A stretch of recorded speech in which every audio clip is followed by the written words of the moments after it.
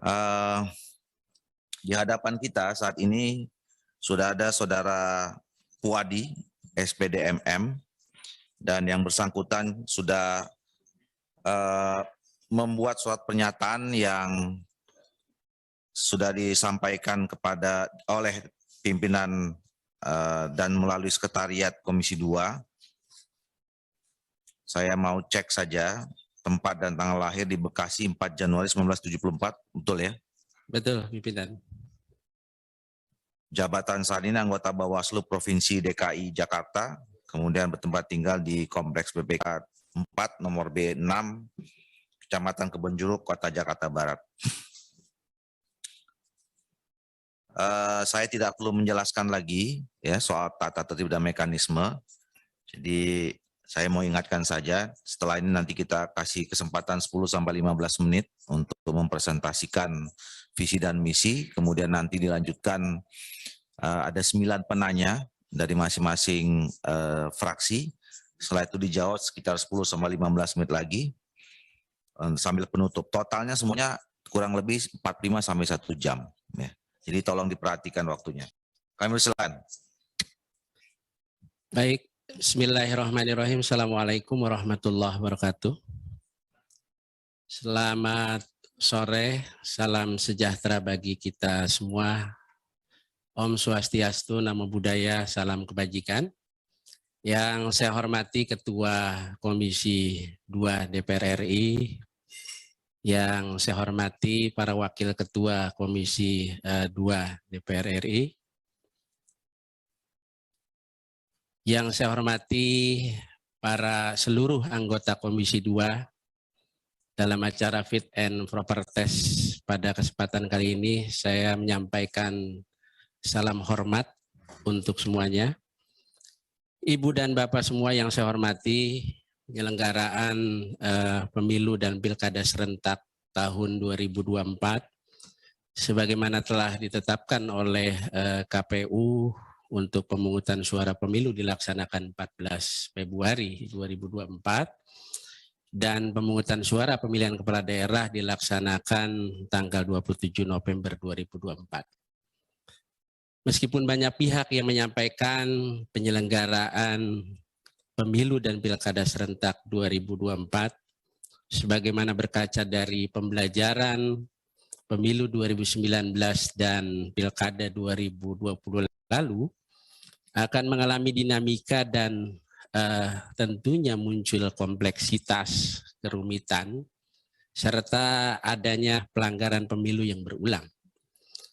Dan kami catat beberapa permasalahan dalam pemilu 19 dan pilkada 2020 diantaranya. Yang pertama adalah berkaitan tentang pemutakhiran data pemilih yang berlarut-larut. Kemudian yang kedua, pemilihan umum dengan 5 kotak suara. Ini juga menjadi satu beban penyelenggara pemilu ad hoc. Kemudian juga yang ketiga adalah berkaitan tentang distribusi logistik mengalami keterlambatan. Dan juga rekapitulasi hasil perolehan suara yang berlarut-larut. Kemudian juga ada pelaksanaan pilkada di masa pandemi. Dan berkaitan juga di catatan kami adalah berkaitan tentang politik, isu sara, kampanye hitam, hoax, dan politik uang. Catatan jumlah pelanggaran dalam pemilu dan pilkada ini menjadi satu konsen ke depan apabila saya diberi kepercayaan untuk menjadi anggota Bawaslu RI. Kemudian juga sejatinya sebagai penyelenggara pemilu kita harus siap dan optimis dapat mensukseskan hajatan besar. Ibu Bapak yang saya hormati, konstruksi kelembagaan Bawaslu yang terpercaya bukanlah perkara yang mudah. Paling tidak ada 2 hal untuk merealisasikannya. Yang pertama adalah sumber daya manusia yang handal dengan integritas dan kecakapan yang mumpuni. Kemudian juga serta perangkat aturan yang menyeluruh dengan penegakannya. 2 hal ini menjadi satu catatan bahwa catatan tersebut bisa diimplementasikan dan dijabarkan melalui visi dan misi saya yang akan saya sampaikan pada kesempatan kali ini. Tentunya visi saya menjadikan Bawaslu sebagai lembaga pengawas pemilu terpercaya yang berintegritas, profesional, dan responsif. Untuk misinya adalah yang pertama peningkatan kualitas SDM kesekretariatan. Terkait peningkatan kualitas SDM kesekretariatan, perintah undang-undang di ketentuan pasal 434 bahwa pemerintah wajib memfasilitasi penyelenggaraan. Tentunya penyelenggaraan dalam konteks pemerintah menyiapkan perangkat-perangkat SDM dan tempat kesekretariatan di mana penyelenggara pemilu dalam melaksanakan tugasnya. Nah, peningkatan kualitas ini berkaitan tentang pendidikan dan pelatihan SDM. Karena tugas-tugas Bawaslu ini ditunjang oleh sekretariat, baik itu berkaitan tentang pengawasan, kemudian penanganan pelanggaran dan sengketa. Penguatan integritas SDM kesekretariatan menuju tata kelola pemerintah yang bersih dan yang baik. Ini tentunya melibatkan Komisi Aparatur Sipil Negara, kemudian Dewan Kehormatan Penyelenggara Pemilu dan KPK. Perlunya adanya pengembangan manajemen skill, leadership skill, communication skill, dan problem solving kepada kepala sekretariat, terutama provinsi dan kabupaten kota. Peningkatan kualitas SDM pada pengawas pemilu melalui mekanisme perekrutan SDM dilakukan secara terbuka, kemudian juga menghasilkan pengawas pemilu yang berintegritas dan profesional. Integritas dan profesional ini adalah dua muka dalam satu uang logam yang tidak bisa dipisahkan. Terkadang kita memahami integritas orang yang jujur, kemudian amanah, tetapi tidak cukup. Atau ada orang yang profesional pun tidak cukup karena dia tidak amanah dan tidak jujur. Maka dua hal antara integritas dan profesional itu harus dicarikan solusi, mencari proses sumber daya manusia yang berpengalaman. Karena kalau tidak berpengalaman kebanyakan teori tapi praktik kerjanya tidak sesuai dengan kenyataannya. Ini menjadi catatan dan konsen ke depan dalam proses perekrutan. Kemudian pelatihan strategi pengawasan dan pencegahan. Perlu adanya pelatihan investigasi. Karena saya melihat Bawaslu sebelumnya belum pernah mengadakan pelatihan investigasi untuk mencari satu apa yang disebut peristiwa hukum dalam proses penelusuran dan pendalaman terhadap adanya dugaan pelanggaran. Kemudian juga peningkatan kualitas penanganan pelanggaran ini penting sekali. Bagaimana kita melakukan proses peningkatan pelanggaran melalui mekanisme apa yang disebut pelatihan penyelidikan. Karena dalam prosesnya kita mengenal istilah lidik, sidik, dan tuntut, tetapi dalam prakteknya belum ada istilah mengenal proses-proses pelatihan penyelidikan.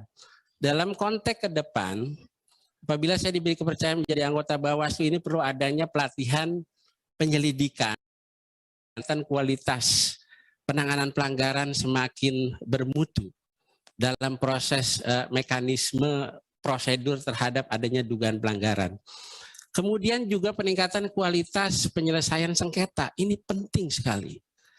Saya baru melihat adanya pelatihan apa yang disebut mediasi, tapi pelatihan adjudikasi belum. Bagaimana teknik bersidang, bagaimana cara membuat keputusan-keputusan yang kemudian dalam sebuah kajian itu adanya satu pertimbangan-pertimbangan hukum dalam sebuah persidangan. Ini ke depan harus dikonsentrasi terhadap peningkatan kualitas penyelesaian sengketa agar bobot mutu dalam persidangan itu berkualitas.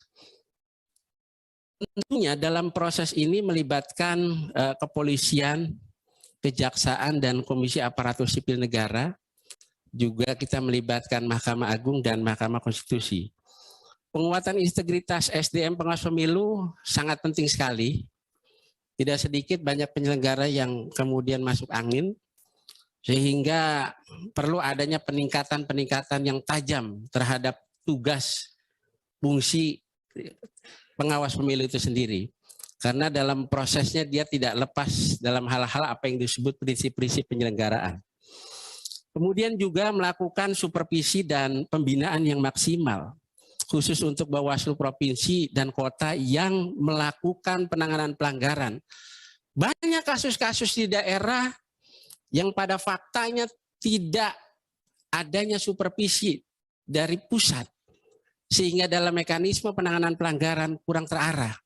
Banyak terjadinya persoalan-persoalan multitafsir dalam penanganan pelanggaran ini yang menjadi konsen saya ke depan, bagaimana supervisi ke tingkat bawah terhadap satu kasus adanya dugaan pelanggaran yang tentunya ini menjadi perhatian buat kita semua, terutama jenjang di bawahnya untuk Bawaslu provinsi dan Bawaslu kota. Kemudian juga peningkatan kualitas pencegahan dan pengawas pemilu. Kalau kita merujuk pada Undang-Undang 7 2017 di ketentuan pasal 448, kita bisa melihat pengawasan partisipatif berbasis kampus. Saya diundang di Bawaslu RI menjadi tim untuk di FGD bagaimana sosialisasi debat penegakan hukum pemilu.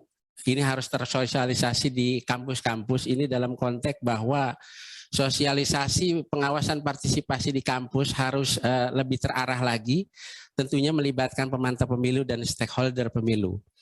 Kemudian membangun sistem pengawasan partisipatif berbasis kearifan lokal, penting sekali ini.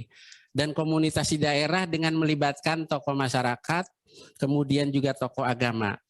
Tentunya dalam pencegahan kita juga bekerja sama dengan pihak Kominfo, kemudian KPI, Cyber Polri, Dewan Pers, Facebook, IG, Instagram, kemudian juga Google pencegahan pelanggaran kampanye di media elektronik dan media sosial.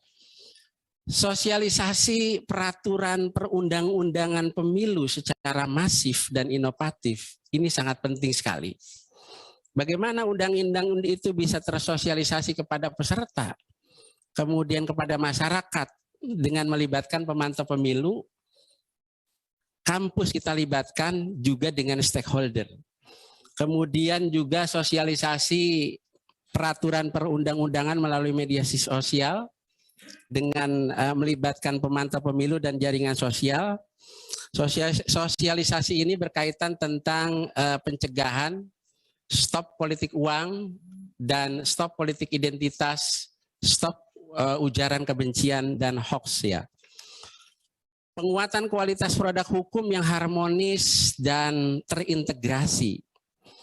Dalam proses pembuatan produk hukum per Bawaslu, tentunya Bawaslu harus melibatkan DPR untuk berkonsultasi. Ini jelas perintahnya. Di ketentuan Undang-Undang 487 kita bisa melihat bagaimana proses-proses ini Bawaslu harus bisa berkonsultasi penyelenggara pemilu. Kemudian juga melibatkan KPU untuk menyamakan pemahaman PKPU dan Perbawaslu. Kita bisa tengok banyak kasus-kasus yang kemudian terjadi multitafsir antara versi KPU dan versi Bawaslu. Nah, ke depan adalah bagaimana proses pembuatan produk hukum Perbawaslu itu harus melibatkan KPU. Kita tengok bagaimana di ketentuan pasal 139 ayat 2 di Undang-Undang 10 tahun 2016. Bagaimana KPU wajib kemudian merekomendasikan apa yang dikeluarkan oleh Bawaslu. Kemudian mangkrak di ketentuan pasal 140. Ini akibat kurang adanya harmonis dalam proses pembuatan produk hukum. Salah satunya adalah Perbawaslu. Ke depan, bagaimana kita bisa sinergi antara KPU dan Bawaslu supaya ke depan tidak terjadi multitafsir. Kemudian juga kepolisian dan kejaksaan untuk menyamakan pemahaman tindak pidana pemilu. Saya sudah sampaikan tadi kita mengenal istilah lidik, sidik, dan penuntutan. Banyak unsur-unsur yang tidak memenuhi dalam konteks sentra penegakan hukum terpadu, polisi dan jaksa, serta Bawaslu di dalamnya adalah untuk menyamakan pemahaman tindak pidana pemilu di dalamnya. Ini banyak ego sektoral. Bawaslu dengan egonya Bawaslu, polisi dengan polisinya, jaksa dengan ego sektoral kejaksaannya. Dan kalau kita merujuk ke ketentuan pasal 486, tidak sedikit perintah undang-undang yang kemudian dilanggar. Yang sejatinya adalah sentra gakumdu itu penuh waktu yang diberi tugas, terutama polisi dan jaksa. Faktanya tidak seperti itu. Ini menjadi, jangan sampai kemudian terjadi miss untuk pemahaman terhadap ketentuan di pasal 486 tersebut. Nah, ego sektoral ini ke depan supaya tidak ada bagaimana membangun chemistry dan harmonisasi antara Bawaslu, Kejaksaan, dan polisi. Ini menjadi catatan saya ke depan. Apabila saya diberi kepercayaan, penegakan hukum harus tetap dijalankan. Kemudian juga MA dan MK, bagaimana menyamakan pemahaman, penanganan, pelanggaran, administrasi. Kita tengok, ada kasus penanganan pelanggaran TSM di Lampung. Pemahaman Lampung setelah mendiskualifikasi ternyata mengalami satu perbedaan pemahaman. Putusan yang dikeluarkan MA dan kemudian juga DKPP mengeluarkan putusan ketika pengaduan tersebut kepada Bawaslu Lampung. Nah, ini supaya tidak terjadi tumpang tindih antara satu dengan yang lainnya. Untuk itu kita akan melibatkan MA dan MK dalam hal menyamakan pemahaman penanganan administrasi, terutama berkaitan tentang putusan. Kemudian juga pemantau pemilu ini penting sebagai masukan masyarakat sipil agar ke depan supaya lebih kuat lagi, lebih kokoh lagi terkait penyusunan perbawaslu tersebut. Membangun dan mengembangkan sistem teknologi informasi yang berintegritas dan berkelanjutan, ini penting sekali. Di Bawaslu itu ada yang namanya divisi pengawasan, kita mengenal istilah Siwaslu. Di sengketa kita mengenal istilah SIPS. Di penanganan pelanggaran istilah sigap lapor. Bagaimana caranya tiga ini supaya tidak terjadi ke depan ego sektoral terhadap divisi, kita satukan, terintegrasi, kemudian mudah diakses, ya semua divisi Bawaslu dan aksesibel bagi masyarakat terutamanya, supaya pengembangan sistem tersebut, ya dalam konteks perkembangan teknologi terkini ini Bawaslu dalam genggaman gitu. Ini proyek ke depan harus terintegrasi dan berkelanjutan, terutama jangan sampai setiap 5 tahun di pemilu bikin lagi itu sistem informasi teknologi, buang-buang anggaran. Jadi yang sudah ada tinggal dimanfaatkan dengan baik. Kemudian kita sudah ngomong SDM, kemudian sosialisasi, kemudian produk hukum, kemudian juga berkaitan tentang sistem teknologi. Semua itu adalah berkaitan berkaitan tentang bagaimana membangun dan mengembangkan penggunaan anggaran yang perencanaan dan penggunaan anggaran yang profesional, yang efektif, yang efisien dan berskala prioritas. Nah, profesional di sini adalah proporsional, menjadikan keseimbangan antara kemampuan negara dan penyusunan anggaran yang dibutuhkan. Kemudian juga berkaitan tentang efektif, penggunaan anggaran harus sesuai dengan program kegiatan dan tahapan yang direncanakan dan sesuai dengan waktu yang ditentukan. Efisien, penggunaan anggaran dengan maksimal, anggaran yang ada sesuai prosedur penggunaan anggaran dan tepat sasaran. Tetapi semua itu adalah sudah proporsional, efektif, dan efisien, harus ada skala prioritas. Bagaimana prioritas anggaran tiap tahapan dalam konteks pengawasan nanti, yang diprioritaskan apa agar menjadikan perencanaan dalam penggunaan anggaran tersebut bisa berjalan secara efektif dan efisien. Kemudian juga pengawas pemilu yang terpercaya, kalau merujuk kepada visi tadi, saya katakan integritas ini penting dan proporsional. Tapi pengawas pemilu itu harus responsif. Ini repot kalau pengawas pemilu nggak responsif. Ada laporan, masyarakat tidak segera direspon. Walaupun dalam proses laporan tersebut kita tetap harus coba ya pelajari apakah laporan tersebut memenuhi ketersyaratan formil dan material. Saya kira itu aja yang bisa saya sampaikan. Di akhir kata saya sampaikan moto Bawaslu, bersama rakyat awasi pemilu, tegakkan keadilan pemilu. Sekian, terima kasih. Saya kembalikan kepada pimpinan. Terima kasih Saudara Puadi SPMM yang sudah menyampaikan beberapa visi berkaitan dengan rencana beliau untuk menjadi anggota Komisioner Bawaslu periode 2022-2027. Mudah-mudahan Tuhan membuka jalan untuk Pak Puadi SP. Berikut kami silakan rekan-rekan dari fraksi. Kita mulai seperti biasa dari fraksi PDIP dulu. Silakan. Silakan Pak Komarudin Watubun. Assalamualaikum warahmatullahi wabarakatuh. Waalaikumsalam. Waalaikumsalam warahmatullahi. Pak Puadi, saya satu saja. Tadi menarik sekali kalau penjelasan itu bisa diwujudkan. Tentang bagaimana membangun, menyamakan persepsi antara tiga lembaga yang menangnya berbeda-beda. Saya merasa itu sesuatu yang bagus, tapi rasanya sulit itu. Tapi tentu sebagai yang menjelaskan ya pasti punya argumen. Karena pengalaman dulu kita bahas periode lalu undang-undang pemilu di sini, kita koordinasi dengan MK saja itu susah. MK tegaskan sikap MK ini kami lembaga sendiri dan bapak-bapak dia masing-masing menghargai posisinya. Tadi Bapak menjelaskan bagaimana menyamakan persepsi antara MK, MA, dan Bawaslu. Sementara di Kakumdu saja yang polisi dan kejaksaan sudah ada dalam satu ruangan untuk mengurus masalah sengketa pemilu itu saja susah untuk menyamakan persepsi.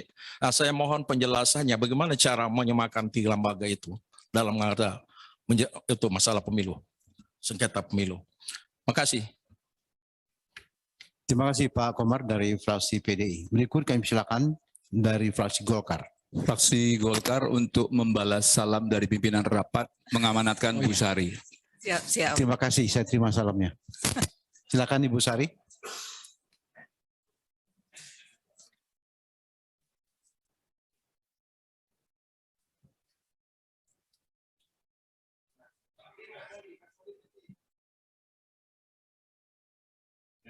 Diulangi Bu. Tes. Ya, kayaknya harus dekat dengan Bapak ini ya. Itu namanya Nur Huda Bu. Bismillahirrahmanirrahim. Assalamualaikum warahmatullahi wabarakatuh. Yang saya hormati, saya patuhi, dan saya cintai Bapak Wakil Ketua DPR, Bapak Ludwig. Dan yang saya hormati pimpinan dan anggota Komisi 2, yang saya hormati juga Pak Puadi. Pak Puadi, saat ini di seluruh dunia sedang mengalami pandemi COVID-19. Dan kita tidak pernah tahu kapan akan berakhir atau kapan akan reda. Tetapi kita juga harus antisipasi apabila saat pemilu berikutnya COVID-19 ini belum berakhir atau belum reda. Dan kemungkinan kalau COVID masih tinggi, maka kampanye akan lebih banyak dilakukan secara daring. Jadi kira-kira bagaimana nih Pak penawaran skema pengawasan kampanye secara daring? Dan juga bagaimana penindakannya apabila ada pelanggaran di dunia maya? Itu saja pimpinan dari saya. Sekian, terima kasih. Wabillahi taufiq wal hidayah. Wassalamualaikum warahmatullahi wabarakatuh. Waalaikumsalam warahmatullahi wabarakatuh. Terima kasih Ibu Hajah Sari Yuliati. Lengkap saya tahu ya. Lengkap sekali Ketua. Cuman tadi beliau bilangkan yang kami cintai, saya berdebar pimpinan. Rupanya belok ke Pak Wakil Ketua DPRD. Jadi ngiri. Ya, tapi saya dapat debarnya saja sudah puas saya. Kami silakan dari fraksi Partai Gerindra. Izin nomor telepon Ketua. Oh, Pak Rahmat Muhajir, silakan. Terima kasih pimpinan yang kami hormati Bapak Rusmik, Wakil Ketua DPR RI. Yang kami hormati pimpinan anggota Komisi 2 serta Pak Fuadi. Assalamualaikum warahmatullahi wabarakatuh. Pak Fuadi, Bapak menginginkan lembaga pengawas pemilu terpercaya, integritas, profesional, dan responsif. Nah, ini untuk menuju ke sana, saya setuju dengan rencana Bapak, yaitu peningkatan kualitas SDM pengawas pemilu, yaitu akan membentuk SDM pengawas pemilu ini yang punya pengalaman atau berpengalaman, kemudian profesional, berintegritas. Kalau kita bicara soal SDM pengawas pemilu, maka kita akan bicara masalah personal yaitu di PTPS, PKD, Mas Panwas, yaitu badan ad hoc, Pak. Dan kita tahu bahwa ini badan ad hoc yang kerjanya juga tempo-tempo waktu ya Pak ya, kemudian nggak punya karir juga gitu Pak ya. Jadi apa terobosan yang akan Bapak lakukan supaya mereka itu memang punya dedikasi yang lebih, loyalitas ya, sehingga bisa mengawasi pelaksanaan tahapan pemilu ini sesuai dengan regulasi dan aturannya.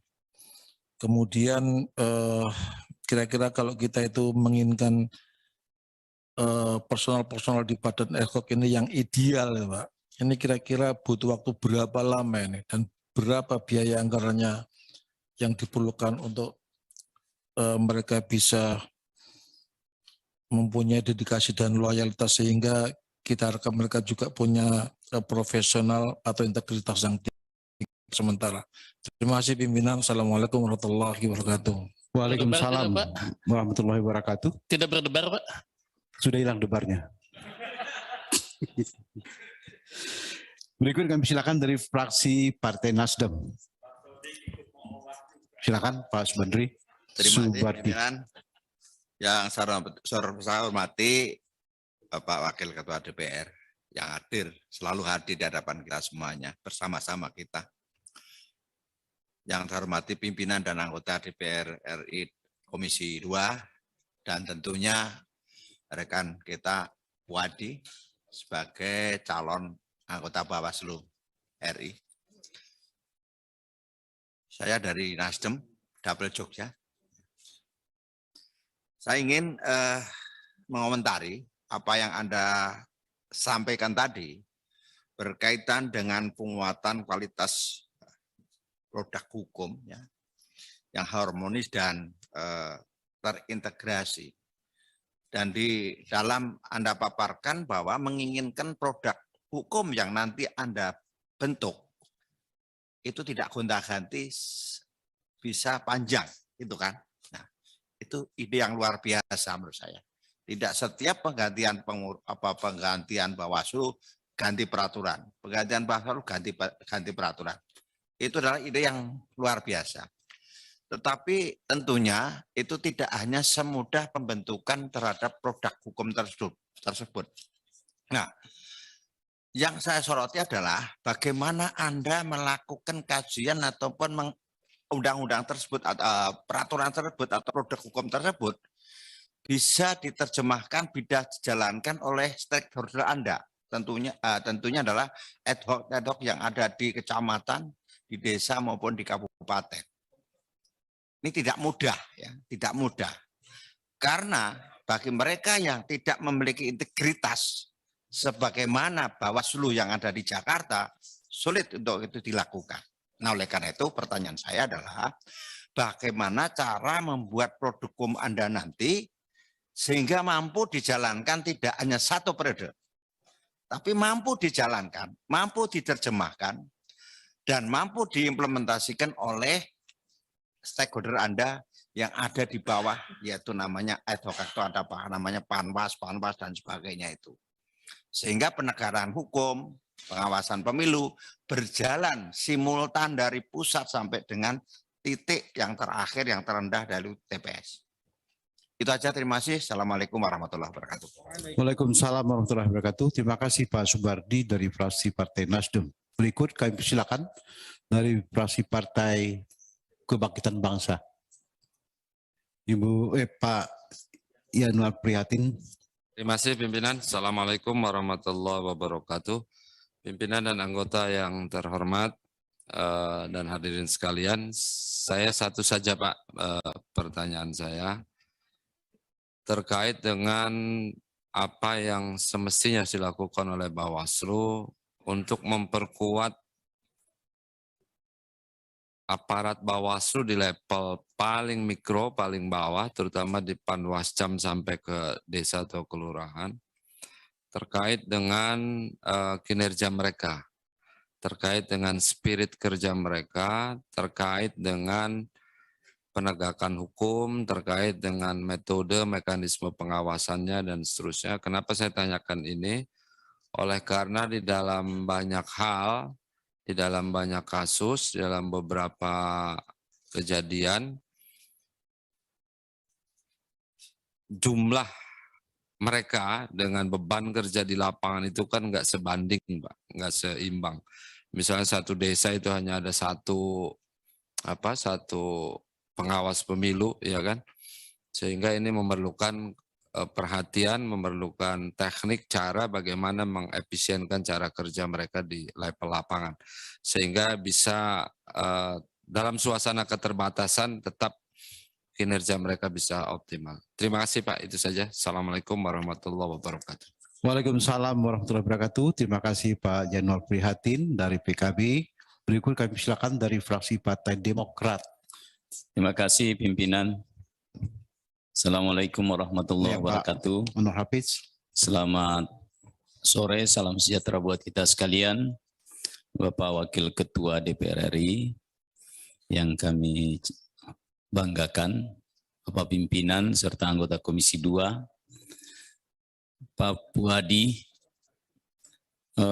setelah mendengarkan pemaparan tadi, saya bisa mengambil sebuah kesimpulan bahwa secara teknis ya Bapak sangat paham tentang tugas pokok dan fungsi daripada komisioner Bawaslu. Pertanyaan saya sebenarnya ringan-ringan Pak. Kita ini sudah 2 tahun dilanda pandemi dan sekarang kita sedang melakukan upaya pemulihan ekonomi masyarakat yang terdampak akibat pandemi ini. Salah satu konsekuensinya termasuk juga nanti seluruh penyelenggara pemilu termasuk petugas yang ada di Bawaslu. Panitia-panitia ad hoc itu mereka punya pengalaman Pak, kecuali nanti kita mau merekrut yang baru, tapi itu besar akan direkrut kembali. Mereka punya pengalaman selama ini. Yang saya ingin tanyakan, Bapak belum pernah tadi saya dengar membuat sebuah program supaya di tengah mereka dalam kondisi ekonomi sekarang yang terpuruk, ada enggak program Bawaslu untuk memberdayakan mereka sehingga nanti tugas pokoknya itu bisa berfungsi secara maksimal. Karena kita tidak boleh juga menafikan bahwa kinerja itu berkorelasi dengan kesejahteraan. Jadi kalau kita hanya menuntut kinerja mereka baik, tapi kita tidak pikirkan kesejahteraan, terutama badan ad hoc kita yang ada di lapangan, itu juga pasti sia-sia. Ya. Nah ini mungkin bisa menurut Pak Puadi, kalau Bapak terpilih nanti menjadi komisioner Bawaslu, kira-kira sejauh peningkatan kesejahteraan bagi badan ad hoc kita di lapangan itu menurut Bapak akan dibawa kemana itu? Bagaimana membuat mereka bisa bekerja secara maksimal? Tentu salah satu harus ditunjang oleh tingkat kesejahteraan mereka, sekalipun itu hanya sementara waktu. Ini perlu rangsangan yang sangat kuat Pak. ya, sehingga mereka bisa bekerja secara maksimal. Saya kira itu saja pertanyaan saya, Pak Bu Hadi. Selamat. Assalamualaikum warahmatullahi wabarakatuh. Waalaikumsalam warahmatullahi wabarakatuh. Terima kasih Bapak Anwar Fuad. Anwar Hafiz. Berubah lagi Pak. Karena terpengaruh nama Pak Fuadi ini. Anwar Hafiz. Malu udah sore Pak. Berikut kami persilakan dari fraksi Partai PKS. Kasih pimpinan. Komandannya Pak Dr. Alisera. Komandannya Teddy Pak Ketua. Bismillahirrahmanirrahim. Assalamualaikum warahmatullahi wabarakatuh. Alhamdulillah, Allahumma sholli ala Sayyidina Muhammad.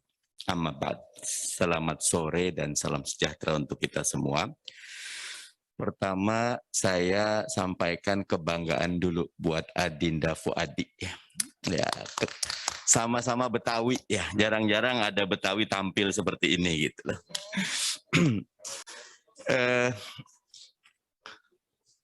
Pendek saja Adinda Fuadi. Hulunya adalah adanya pengawasan partisipatif dari masyarakat. Tengahnya adalah efisiensi proses pengaduan sehingga membawa hasil. Di akhirnya adalah adanya kepastian hukum, ya. Karena kita tahu kemarin teman-teman Bawaslu beda persepsi dengan teman-teman Mahkamah Agung, kadang beda juga dengan PT UN, gitu. Sehingga pintu kepastian hukumnya panjang. Apa program Adinda Fuadi agar hulu, tengah, sampai hilir proses pengawasan pemilu ini bisa berjalan dengan optimal? Karena salah satu faktor meningkatkan kualitas pemilu kita, memindahkan kita dari pemilu yang prosedural kepada pemilu yang substansial adalah efektivitas penanganan hulu, tengah, dan hilir dari yang dilakukan oleh Bawaslu. Itu saja. Terima kasih. Wallahul muwaffiq ila aqwamit thoriq wal afu minkum. Assalamualaikum warahmatullahi wabarakatuh. Waalaikumsalam warahmatullahi wabarakatuh. Salamnya salam seperti salam PKB nampaknya.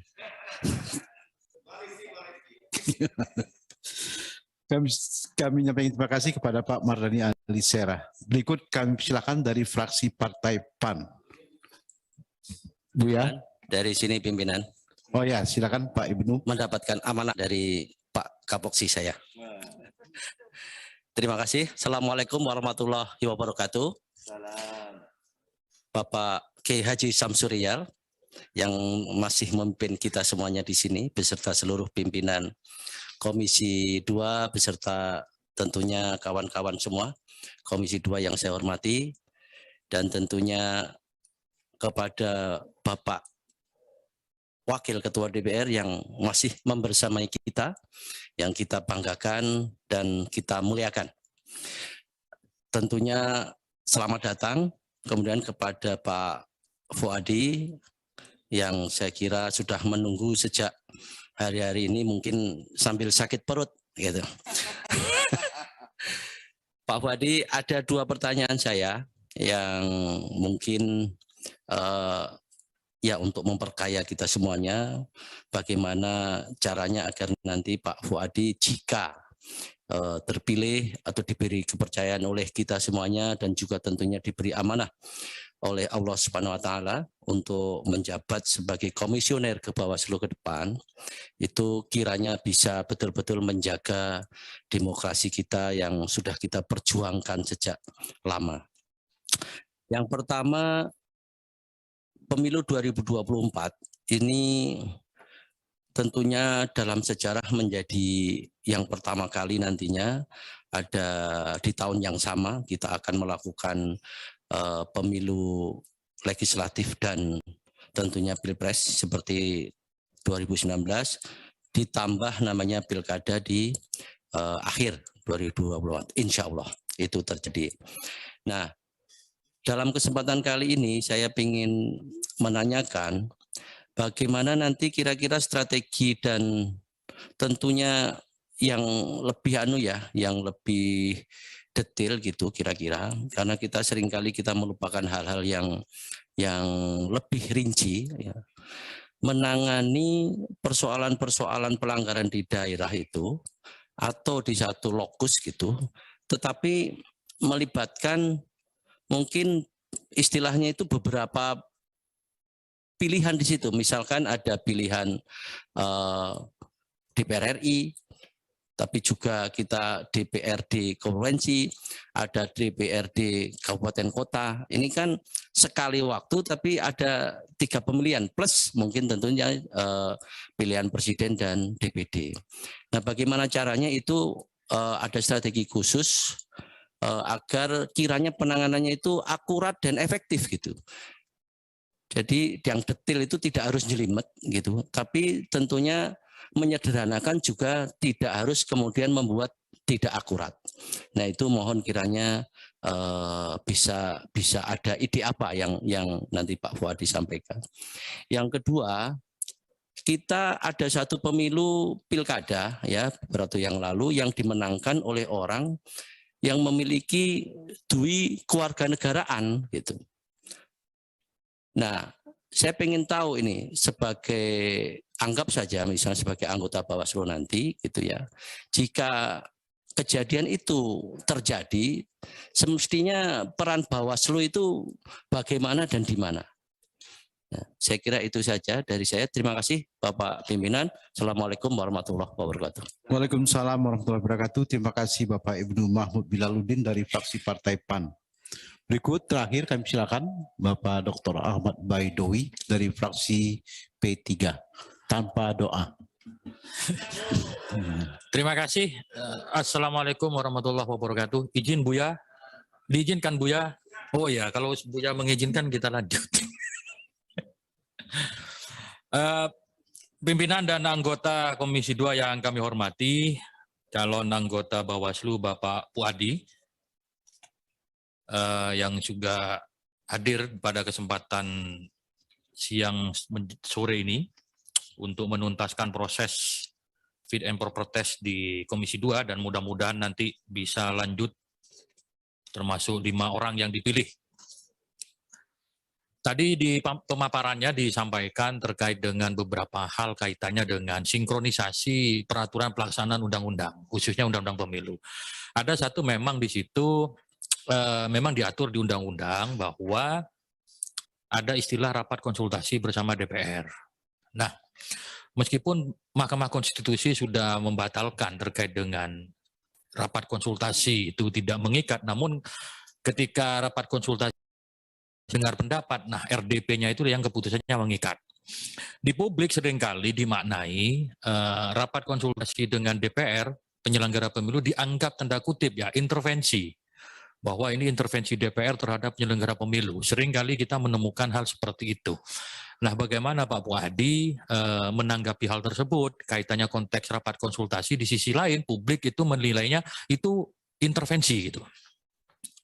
Itu yang pertama. Yang kedua, ini mungkin akan selalu muncul, tetapi alhamdulillah putusan Mahkamah Agung waktu itu kan ada caleg mantan narapidana korupsi. Nah, sempat dilarang oleh KPU dan luar biasa saya apresiasi, khusus DKI Jakarta, saya tidak perlu menyebut orangnya, keberanian dari Bawaslu DKI Jakarta, tanda kutip ya, melawan arus publik.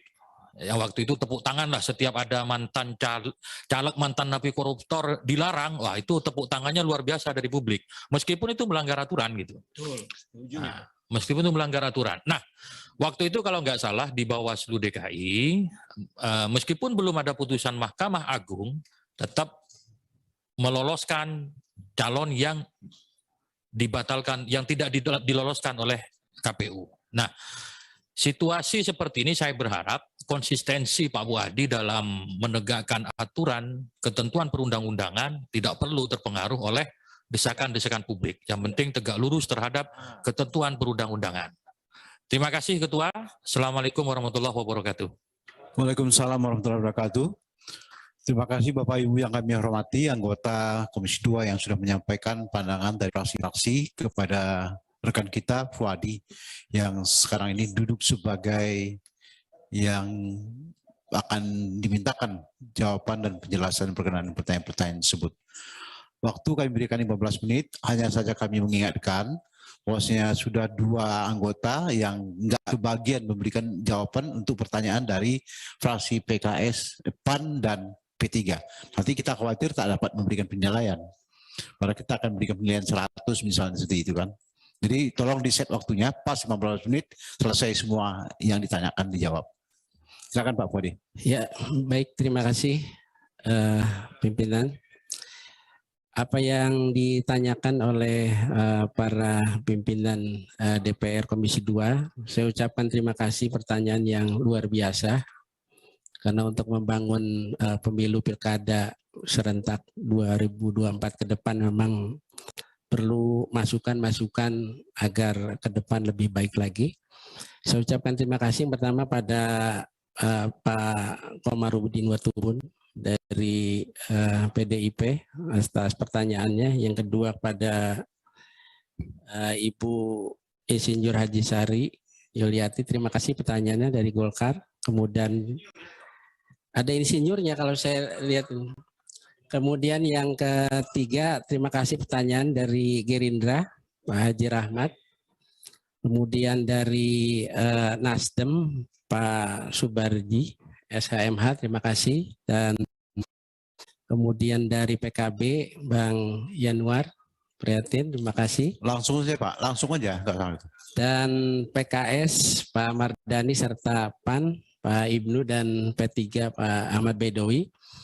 Yang pertama adalah saya perlu sampaikan bahwa kita punya tugas dan kewenangan.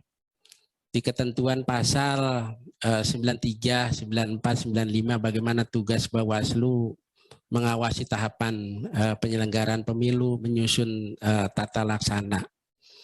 Termasuk juga melakukan pencegahan terhadap praktek-praktek politik uang, kemudian juga terhadap pencegahan, kemudian juga mengawal terhadap putusan-putusan. Kerja-kerja pengawas pemilu itu kita harus bisa melihat melalui mekanisme apa yang disebut pencegahan, pengawasan, dan penindakan. Apabila dalam proses pencegahan diduga adanya dugaan pelanggaran, maka kita harus melakukan proses penindakan. Secara umum apa yang disampaikan oleh Ibu Sari, kemudian tadi juga Pak Komar Watubun, tidak gampang Pak untuk menyamakan persepsi ya terkait MA, kemudian MK dan Bawaslu. Tapi izinkanlah apabila saya menjadi anggota Bawaslu akan kita undang, kita pertemukan niat baik ini Pak. Karena dimulai dengan niat baik ya, kita kumpulkan bagaimana persoalan-persoalan ke depan ini terhadap Satgas ya. Apakah kita tidak juga melampaui satu kewenangan-kewenangan apa yang di kewenangan tersebut menjadi wilayah MA, kemudian menjadi wilayah MK, dan menjadi wilayah kita sendiri. Tetapi paling tidak ya, ini menjadi satu bahan evaluasi terhadap kasus yang sudah ada. Sehingga ke depan dengan pemahaman-pemahaman tersebut ya, untuk itu saya tadi sudah sampaikan peningkatan kualitas produk hukum. Pada saat kita membuat produk hukum, kita undang mereka, kita libatkan. Ini case kasusnya. Lalu ke depan apa yang harus dilakukan? Saya yakin juga butuh penguatan-penguatan dari rekan-rekan kita, ya sahabat-sahabat kita, para pimpinan Komisi 2. Yang kalau kemudian tadi kita singgung pertanyaan dari P3, Pak Ahmad Bedowi itu, saya tegaskan bahwa ketentuan itu sudah ada di pasal 487. Apabila kita membuat produk hukum, kita harus berkonsultasi untuk ke depan agar meningkatkan kualitas perbawaslu ke depan itu lebih baik. Ya, kemudian kaitannya dengan kasus ya. Dalam pengawasan ternyata diduga adanya dugaan pelanggaran. Tadi saya sudah disinggung terkait pertanyaan dari teman-teman Komisi 2 ya, berkaitan tentang ex narapidana. Saya jadi ingat ini pimpinan. Bagaimana saya di DKI pada saat itu 2019, pemahaman antara PKPU yang memaknai terhadap ex narapidana pada saat itu, kemudian bersinggungan dengan Undang-Undang Nomor 7 2017 di ketentuan pasal 240 ayat 1.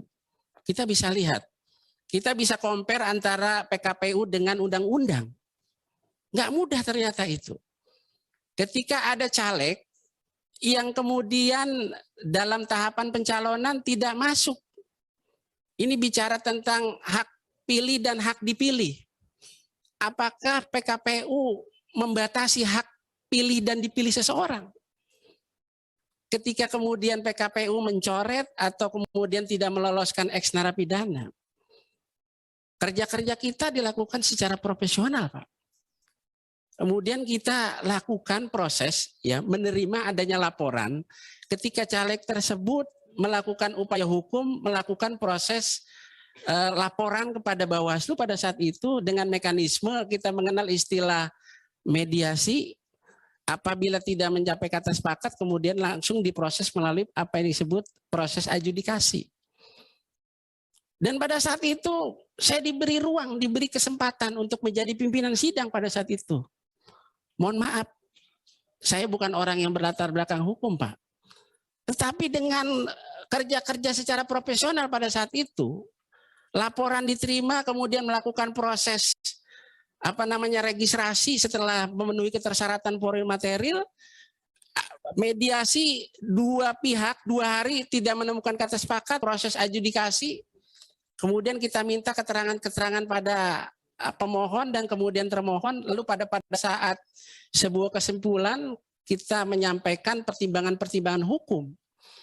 Intinya adalah bahwa dalam kasus terpidana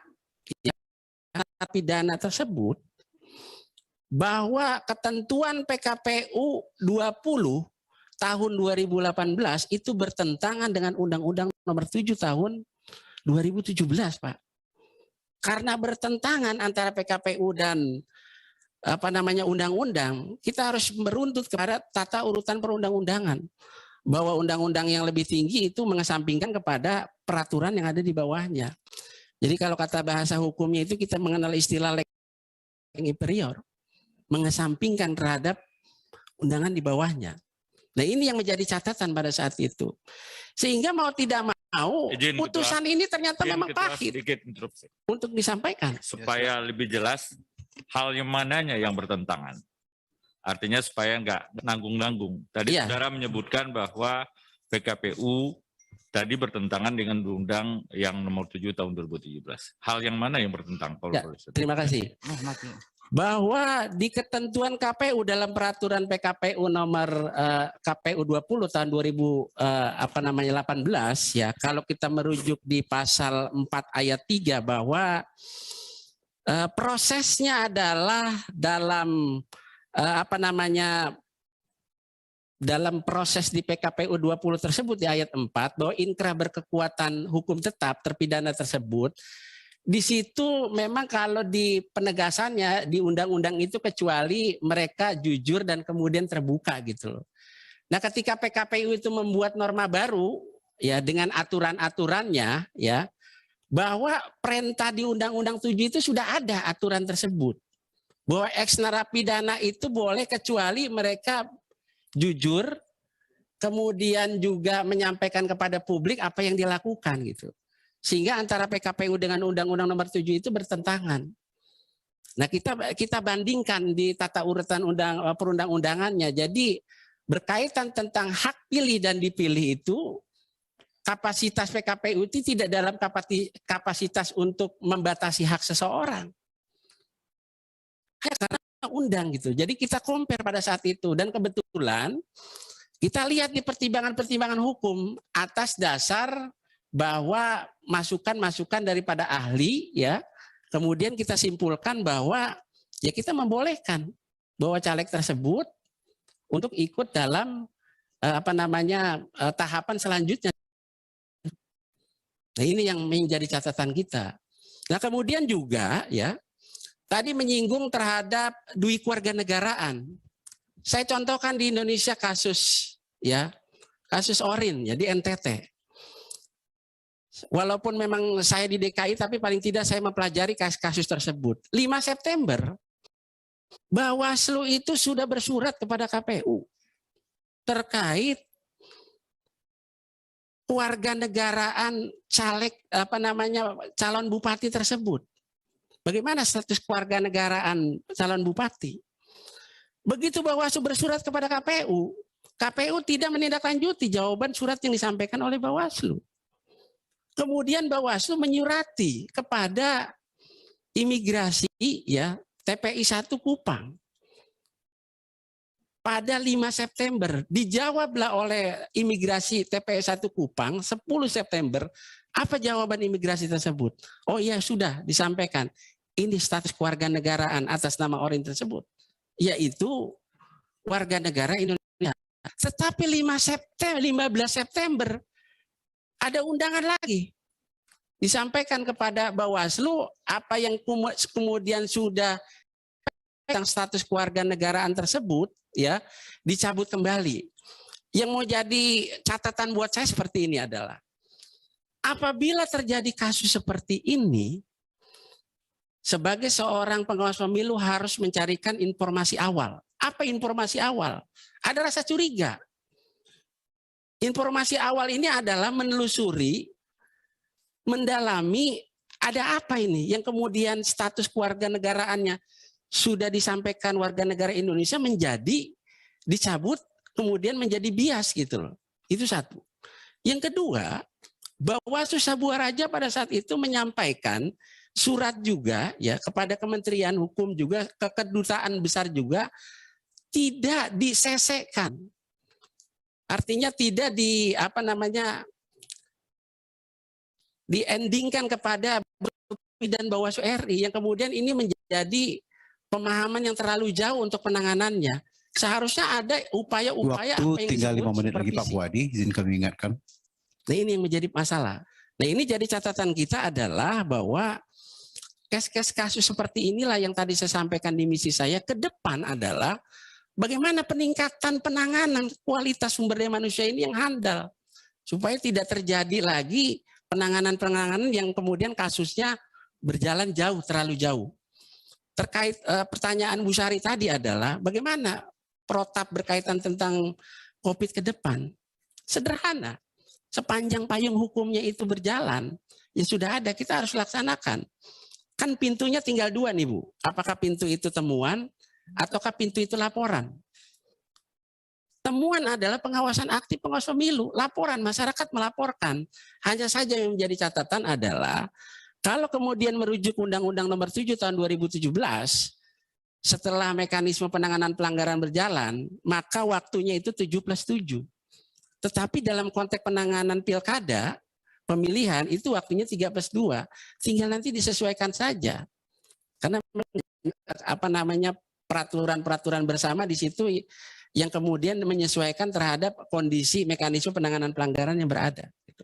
Nah itu yang menjadi catatan. Kemudian juga ke depan adalah bagaimana tersosialisasi ini pengawasan ini melakukan proses pengawasan melekat terhadap tahapan-tahapan yang ada. Sehingga apa yang disampaikan oleh teman-teman kita tadi, Pak Mardani juga, mulai dari hulu, kemudian dari tengah, dari akhir dan sebagainya, itu tersosialisasi dengan mekanisme pengawasan melekat. Kita turun ke lapangan. Nah selama ini adalah sampai level pengawas TPS, kalau merujuk ke Undang-Undang 7 2017 di ketentuan pasal 114 ya, tugas-tugas pengawas TPS itu luar biasa sebetulnya. Karena mereka berada di garda terdepan. Menyinggung tadi pertanyaannya Pak Anwar, bagaimana ke depan? Justru itu, nanti ke depan kita harus banyak berkonsultasi dengan Komisi 2. Karena kita hanya sebagai regulator untuk menjalankan undang-undang, bukan pada posisi yang kemudian kita menentukan di situ. Nah, regulator yang dijalankan terhadap undang-undang itulah pada saat roda hukum kita buat itu, kita meminta masukan kepada DPR. Ayo kita bareng-bareng bersama untuk menegakkan keadilan pemilu, untuk menjunjung martabat terhadap penyelenggaraan pemilu pilkada serentak berjalan dengan lancar. Saya kira itu aja pimpinan. Terima kasih. Assalamualaikum warahmatullahi wabarakatuh. Waalaikumsalam warahmatullahi wabarakatuh. Terima kasih Saudara Puadi yang sudah menyampaikan respon dari pertanyaan-pertanyaan dari saran-saran anggota Komisi 2 berkenaan dengan rencana Pak Saudara Puadi untuk menjadi anggota komisioner Bawaslu tahun 2022-2027 mendatang. Kami mendoakan semoga Bapak dapat ikut bersama kami dari sisa waktu yang ke depan ini untuk kita bersama membangun Indonesia yang akan lebih maju demokratisasinya. Terima kasih Pak Puadi, kami silakan meninggalkan tempat. Baik, terima kasih Bapak Ibu Komisi 2. Mudah-mudahan pada kesempatan kali ini bisa bermanfaat buat kita semua untuk pemilu mendatang dalam konteks penyelenggaraan pemilu. Sekali lagi saya mohon maaf, billahi taufiq wal hidayah. Assalamualaikum warahmatullahi wabarakatuh. Waalaikumsalam warahmatullahi wabarakatuh. Tepuk tangan untuk Bapak Puadi.